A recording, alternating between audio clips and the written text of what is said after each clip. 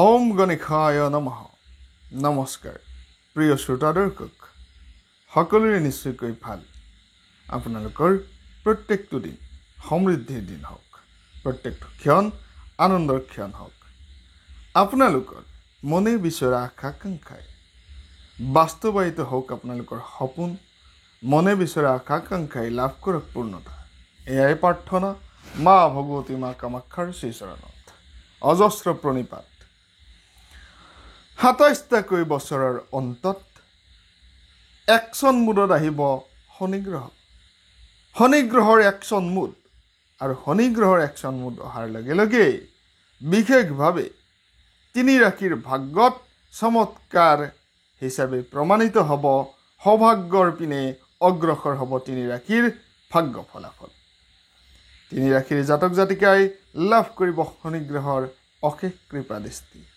যি শনিগ্ৰহ শূন্যৰ পৰা ৰজা পৰ্যন্ত বনাব পাৰে, জিৰ'ৰ পৰা হিৰ' পৰ্যন্ত বনাব পাৰে, সেই শনিগ্ৰহ দৰিদ্ৰ মোচন কৰিব বুলি কোৱা হৈছে, দৰিদ্ৰতা নাশ কৰিব বুলি কোৱা হৈছে। সৰ্বত্ৰে আহিব উন্নতি অগ্ৰগতিৰ বতৰা। বিশেষভাৱে শূন্যৰ পৰা ৰজালৈ পৰিৱৰ্তন কৰিব পৰা এক ক্ষমতাত আহিছে বিশেষ শনিগ্ৰহৰ এই দৃষ্টি। ২৭টাকৈ বছৰৰ অন্তত, ২৭টাকৈ বছৰৰ পাছত একচন মুডত শনিগ্ৰহ। আৰু এই জ্যোতিষশাস্ত্ৰৰ বিশ্বাস অনুযায়ী এজন ব্যক্তিৰ কৰ্মৰ ক্ষেত্ৰত গুৰুত্ব দিয়ে শনিগ্ৰহই। সঠিক সময়, ভাল ফলাফল, অগ্ৰগতিৰ ফলাফল, যি কৰ্ম কৰে সেই কৰ্মতে অগ্ৰগতি লাভ কৰাৰ বহু পৰিমাণে সম্ভাৱনা বাঢ়িছে।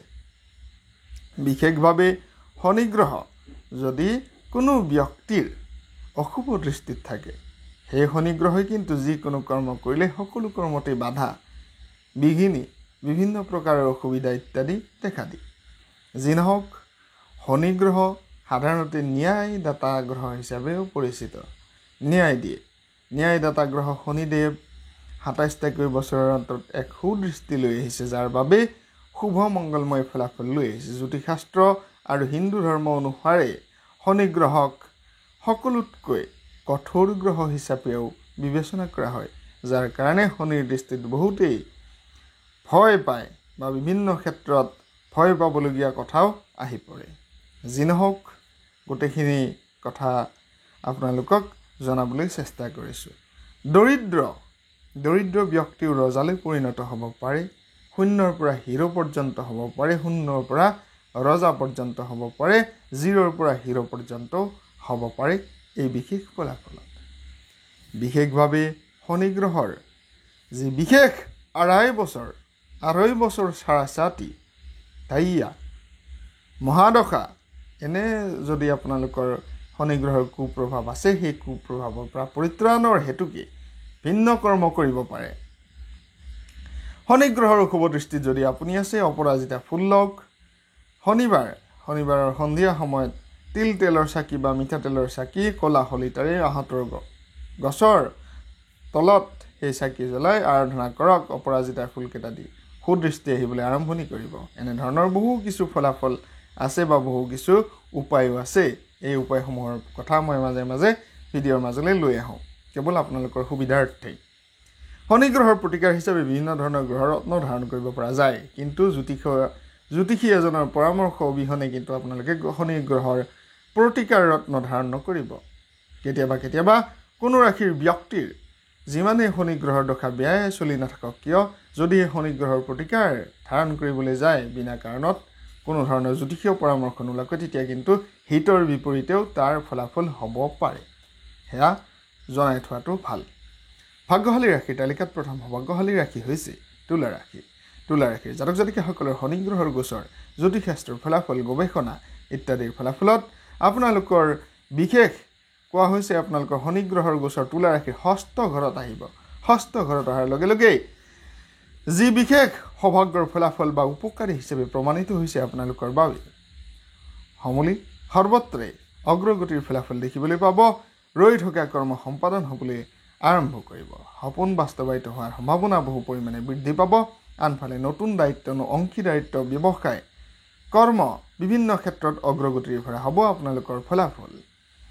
সৌভাগ্য সমৃদ্ধি আহিব, অৰ্থনৈতিক প্ৰাপ্তিৰ যুগ দেখা দিছে। চাকৰি প্ৰাপ্তি, কৰ্মপ্ৰাপ্তিৰ কথাটো আছেই। প্ৰশংসা লাভ কৰিব আপোনাৰ কৰ্মৰ ফলাফলত। যি কৰ্মই নকৰক কিয় প্ৰশংসা আহিব, ইয়াৰ ফলাফলো ভাল আহিব।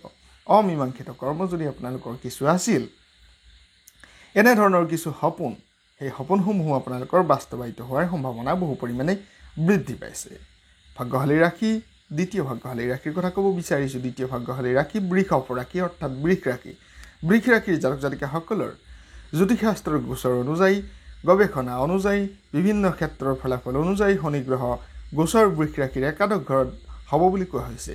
একাদশ ঘৰত যি সম্পদৰ অধিপতি সফলতাৰ ইংগিত বহন কৰিছে বুলি কোৱা হৈছে বৃষভ ৰাশিৰ জাতক জাতিকাসকলৰ বাবে। বৃষভ ৰাশিৰ জাতক জাতিকাসকলৰ বাবে সন্মান প্ৰাপ্তি, সম্পদ বৃদ্ধি, অগ্ৰগতিৰ যুগ, জীৱনত পদোন্নতি, কৰ্মক্ষেত্ৰত পদোন্নতি, বিভিন্ন প্ৰকাৰে কৰ্মলাভৰ সম্ভাৱনা, কৰ্মপ্ৰাপ্তিৰ সম্ভাৱনাও দেখা দিছে। যাৰ বাবে চাকৰি প্ৰত্যাশীসকলৰ বাবে এইখিনি সময় যথেষ্ট ভাল বুলিও ক'ব পাৰি। কৰ্মজীৱনত নতুন দায়িত্ব লাভ কৰাৰ সম্ভাৱনা বৃদ্ধি পাইছে। বন্ধুসকল, আপোনালোকৰ বন্ধুবৰ্গ, ইষ্টমিত্ৰ, বিভিন্ন প্ৰকাৰৰ বন্ধু বান্ধৱ ইত্যাদিৰ পৰাও আপোনালোকে লাভ কৰিব সমাদৰ, বিভিন্ন ক্ষেত্ৰত অগ্ৰগতি লাভ কৰিব, উন্নতি আহিব বুলি কোৱা হৈছে। বন্ধুৰ পৰা, আপোনাৰ ভাতৃসদৃশ ব্যক্তিৰ পৰা, আপোনালোকৰ বন্ধুবৰ্গ, ইষ্টমিত্ৰ, বিভিন্ন ক্ষেত্ৰৰ আলহী অতিথিৰ পৰাও আহিব ভাল খবৰ বুলি কোৱা হৈছে। যান বাহন লাভৰ সুখ সমৃদ্ধি এই সময়ত আহিব পাৰে বুলিও কোৱা হৈছে। যিকোনো পৰীক্ষাত, প্ৰতিযোগিতামূলক পৰীক্ষাত অৱতীৰ্ণ হোৱা ব্যক্তিসকলৰ সফলতা অহাৰ সম্ভাৱনাও বহু পৰিমাণে বৃদ্ধি পাব বুলি কোৱা হৈছে। কৰ্কট ৰাশি হৈছে আন এক ভাগ্যশালী ৰাশি। কৰ্কট ৰাশিৰ জাতক জাতিকাসকলৰ জ্যোতিষশাস্ত্ৰৰ গৱেষণা অনুযায়ী, জ্যোতিষশাস্ত্ৰৰ বিভিন্ন প্ৰকাৰৰ গৱেষণা, বিভিন্ন প্ৰকাৰৰ অংক ইত্যাদি কৰাৰ পাছত এই তথ্য ওলাইছে যে কৰ্কট ৰাশিৰ জাতক জাতিকাসকলৰ আপোনালোকৰ ৰাশিৰ নৱম ঘৰত যি ভাগ্যৰ স্থান, ভাগ্যৰ স্থানত শনি গ্ৰহৰ সৈতে বিশেষ সম্পৰ্কিত হ'ব এই বিশেষ ফলাফল। ২৭টাকৈ বছৰৰ অন্তত সৌভাগ্য দিব বুলি কোৱা হৈছে শনি গ্ৰহই।